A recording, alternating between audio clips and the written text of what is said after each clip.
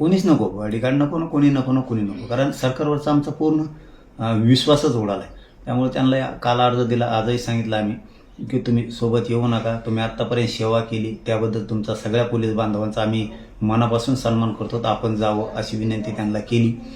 आम्ही आमच्या गाडीतही घेतलं नाही, त्यांना सोबतही येऊ दिलेलं नाही. त्याचं कारण असं आहे की एवढं मोठं घातपात जर धनंजय मुंडे घडून आणतो, त्याला वाचवण्याचं काम अजित पवार करताय, देवेंद्र फडणवीस करताय.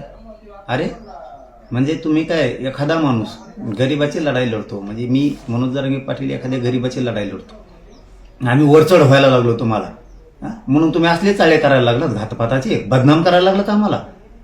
तुम्ही त्याला चौकशीला अटक करायला पाहिजे होती, चौकशीला घ्यायला पाहिजे होती. तो तुमच्या पाय पडला, अजित पवारच्या पायावर लोळला, फडणवीसच्या पायावर लोळला, म्हणून तुम्ही त्याला अटक नाही करणार.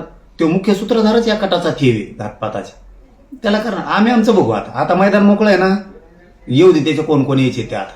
आता मैदान मोकळं आहे ना सगळं, आता पोलीस नाही काय नाही काय नाही, त्याचे कोण कोण येणार आहे त्या धन्या मुंड्याचे, येऊ दे आता कोण कोण येतात ती बघूया. आम्ही सुद्धा अंगावर आल्यावर वापस कसं काय जाते तेही बघूयात आता. कारण शेवटी सरकारची जबाबदारी होती की न्याय करायला पाहिजे होता.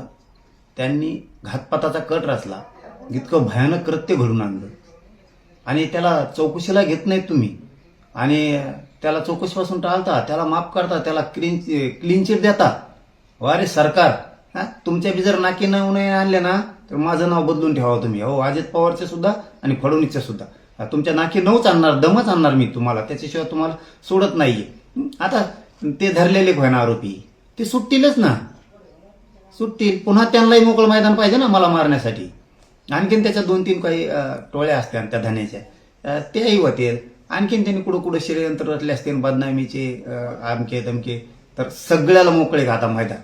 बघूयात काय होते. मला संरक्षण नको, अजिबात नको.